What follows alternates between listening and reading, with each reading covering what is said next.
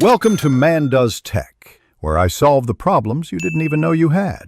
You begin by creating a consistent design system so layouts stay predictable.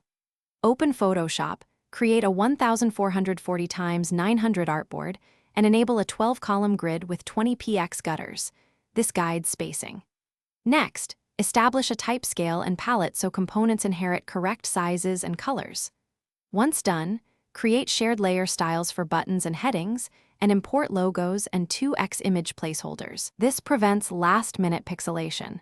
Make sure to save a starter PSD as a template. Now you turn the system into real pages by wireframing key regions, the header, hero, content blocks, and footer, grouping layers for clarity.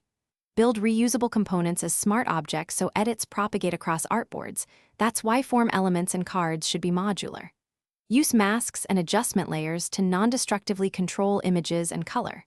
Once components exist, set up layer comps for desktop, tablet, and mobile variations. This documents responsive behavior and makes handoff to developers much clearer and faster.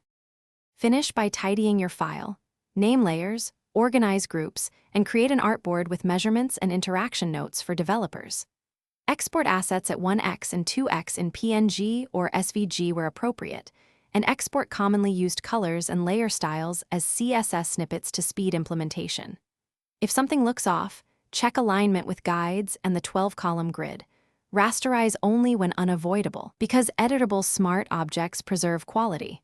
Finally, save a version copy and share the PSD plus the spec artboard. Thanks for watching. If you found this helpful, don't forget to like and subscribe.